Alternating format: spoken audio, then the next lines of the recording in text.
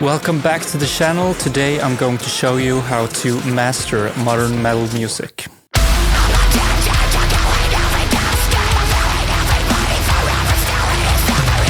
The track I have for you today is the new song by Reminiscence, which is called Death Factory, and here is the mix that I made.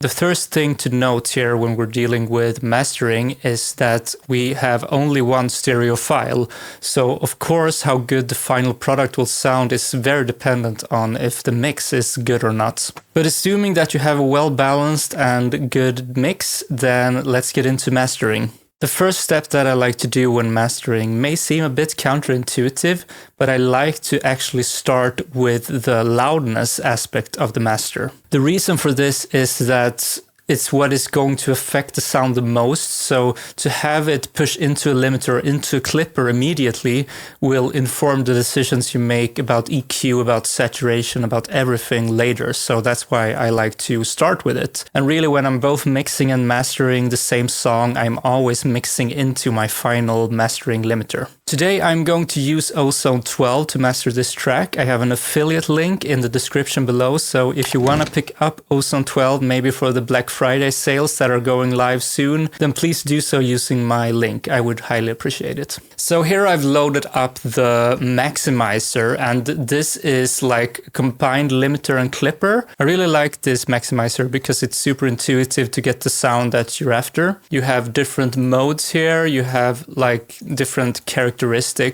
For simplicity's sake, I'm just going to go with my favorite one, which is the new one, which is the IRC5. And I'm going to show you a bit of the different principles that I take into account when doing the maximizing. Let's just start with the normal maximizer settings and just increase the volume a bit.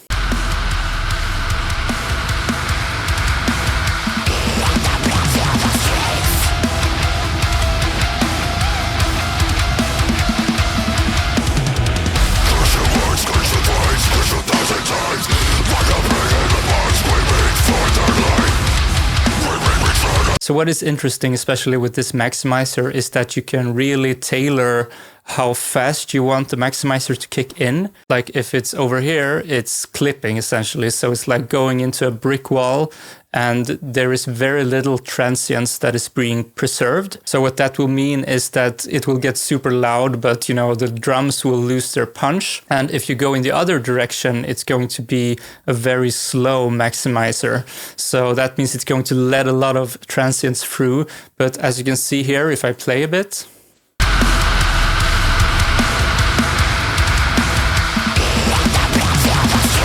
it's like not having enough time to recover. So the real sweet spot is somewhere in between, of course. I'm going to use Metric AB to demonstrate this because it's way easier to hear the differences in transients in the snare and the kick hits, so you can really know what to listen for. So I'm going to just do the mono signal here, and I'm going to do from like 500 Hertz and down. So now you can clearly hear the snare and the kick. Say that I am doing a super fast setting here, and let's exaggerate it a little bit so you really can hear it. And now listen as I pull this down, how like the transients of the snare and the kick are getting smaller and smaller.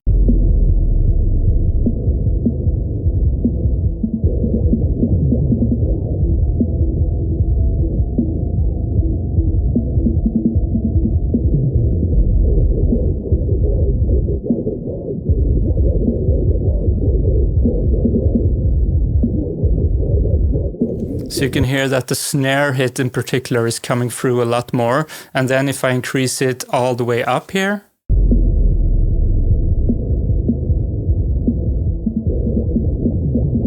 Now you can hear it's getting a bit mushy, right? Here is where you can also use reference tracks. So like I have two different ones that I have used recently, and one of them is a master from Electric Callboy. I'm just going to play the low end of it to not get copyright struck, but listen to the snare and kick on this master and you will hear that it's very, very, fast, and the transients is very cut off, which can be a cool sound. So listen to this. It's like boop, boop, boop, boop, very fast. But then if you take like the alt master here, you will hear that the transients are coming through way more. It's like instead of boop, boop, boop, it's like ba, ba, ba. It's like a lot more of the snare is coming through compared to...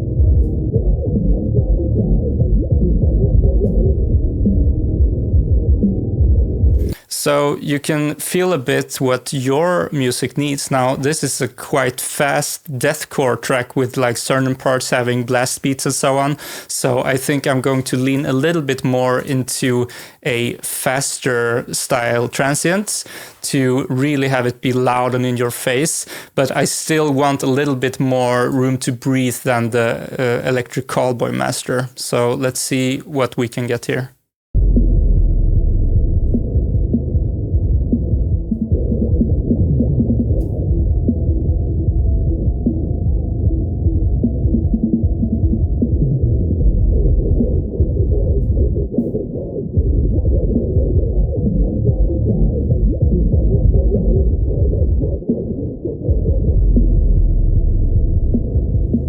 Okay, so it's a little bit more pokey than the Electric Callboy one, but it's still fairly close, so I like it. So now that we have the maximizer set, I am going to open up a second instance of Ozone 12 here. The reason I am doing two separate instances is because I want the maximizer after this green line here, and at least in Cubase, that means that it's post-fader.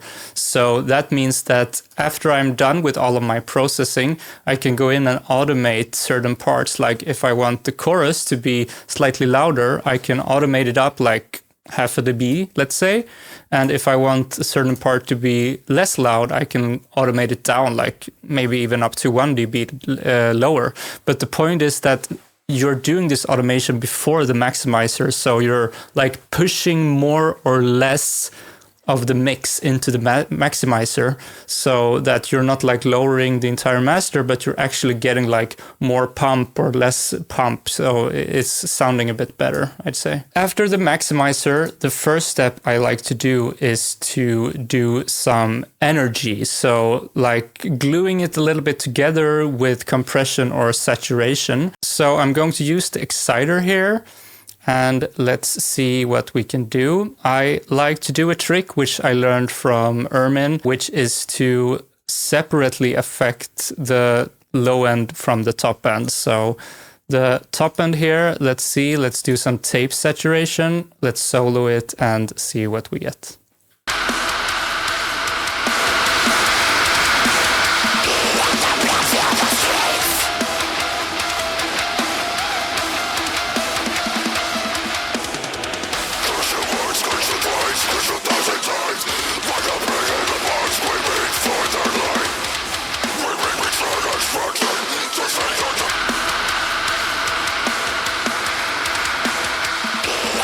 All right, cool. Now, subtle is really the name of the game in mastering. You definitely don't want to overdo it. It will sound mushy, it will sound bad.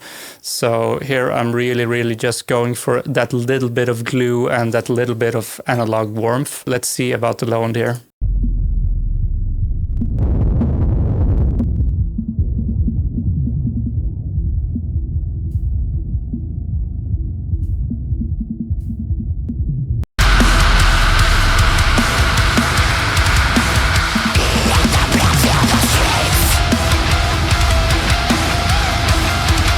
Yeah, a little bit of fatness, nothing too major, of course.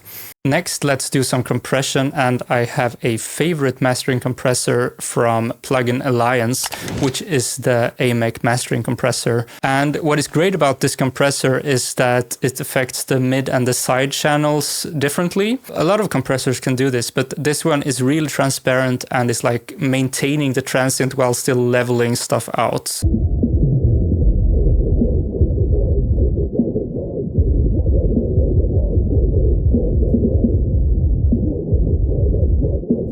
So it's very subtle, but it's controlling it slightly as well. Now that we have added the compressor and the saturation, let's have a comparison with the normal mix with nothing but the limiting.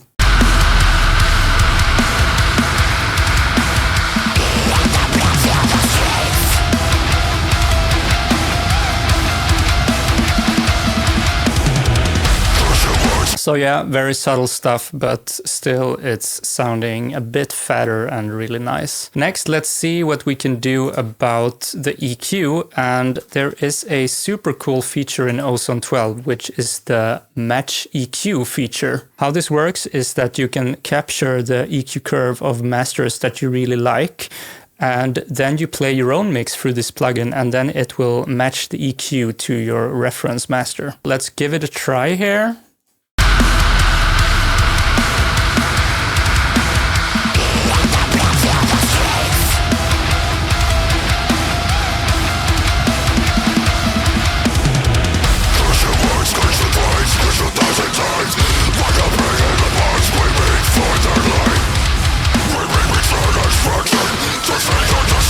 Okay, cool. So here we can see this is the curve that it came up with. You can adjust the amount here to see how much it's adding and so. But how I really like to use this plugin is to use it like as an indicator. Here we can get a sense of, okay, now I have pretty matched to my reference here in terms of the bass, in terms of the low mids, but around like 1.3K or so, I have a bit of a bump. So I'm just going to bypass the EQ, and then we can add a normal EQ in Ozone, or my EQ of choice, it's the Pro Q4. And then let's use this as a bit of a guide, but still make our own decisions. And then we can also make it dynamic if we want, which is also great. So starting with this one here around 1.3K, let's have a listen.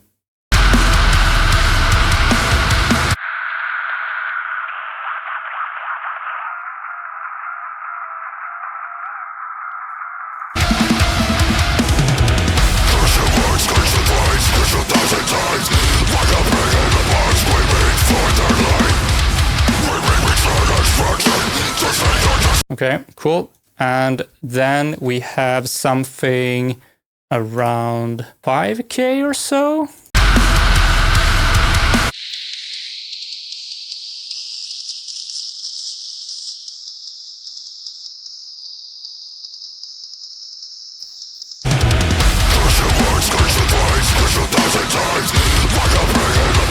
Then we have a bit of a dip around 10K, can be some sibilance or cymbal stuff.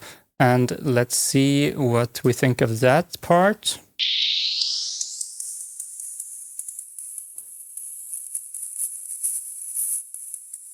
So definitely some S's that is happening there. So let's add a narrow band here. And then we're going to do a dynamic EQ.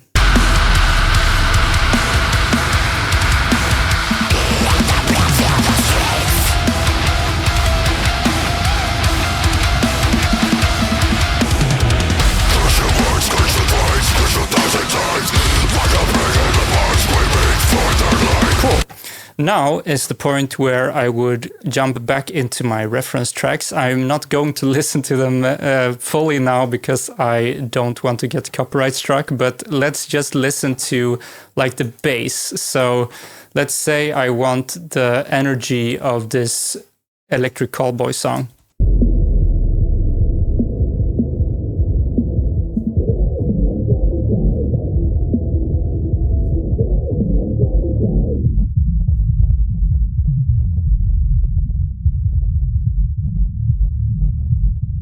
So you can see that it has a little bit more sub bass. So I'm going to add that to my master and see how I like it.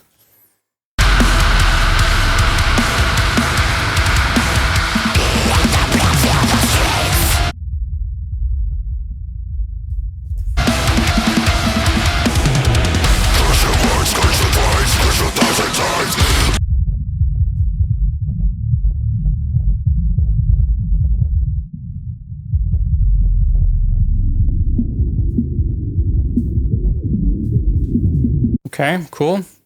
Let's compare to the original mix with just the limiting.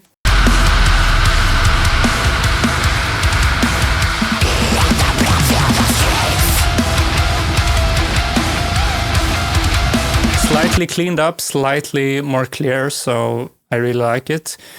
And now when we have both done the compression, we have done the saturation, and we have done some EQ, of course, now I mixed this song, so of course I'm going to like the spectral curve, but you may need to do more drastic changes, like adding a little bit of this, removing a bit of the harshness. Everything should be done towards references, because it's so easy to lose what you want to do, lose perspective. So always have a good set of references, both like darker mixes, brighter mixes, and then of course what is the preference of the band. Do they want a more dark sound or a brighter sound? It's a lot to take into consideration. But in general, like if you have to do, I don't know, more than 1.5 dB of correction, then probably it's something that should be fixed in the mix if possible, because too much EQ here, it will not sound good in the finished master. But now let's jump back into the maximizer and do some other tips and tricks. As you can hear in the Electric Callboy master that I referenced, it has this really pumping sound where it's like going up a little bit between the hits. Now this is a feature in the Ozone Maximizer, which has the upward compression, and I'm going to exaggerate it a bit so you hear what it's doing.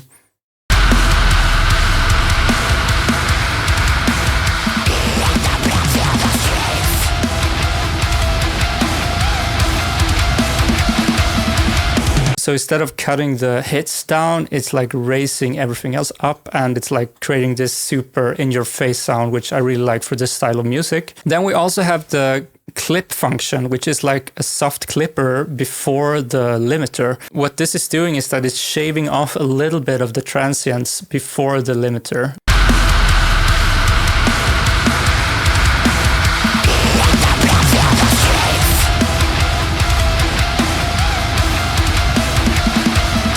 Here is also a cool feature, which is the transient emphasis. And if you have a mix which maybe doesn't have so much transients in it and you want to revive a little bit of that, you can do it here.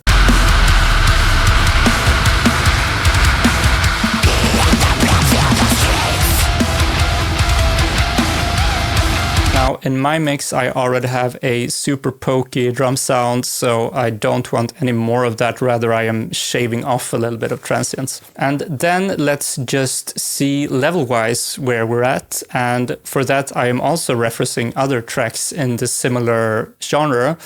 And I am trying to get in the ballpark of the same loudness volume, but I'm still going by what sounds good to me. And for this style of music, you really want it super loud, I think. What I can also mention is that the output of the maximizer, it's set to -0.3, which is just to avoid like clipping and peaking when you upload to stuff like Instagram or Spotify, to protect a little bit towards this. Okay, let's see how close it sounds to the official master that is being released here.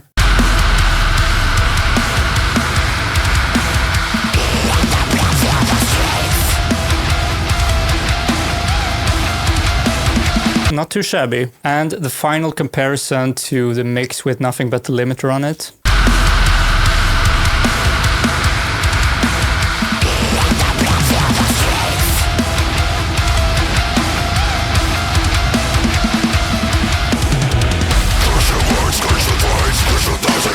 So yeah, that's my basic mastering workflow. I start with the maximizing just to get a general sound. Then it's compression and saturation to glue it together and get some energy into the track.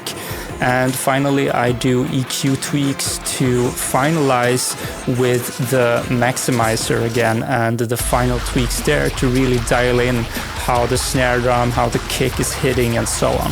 Thanks for watching, guys. I appreciate you all, and see you next time.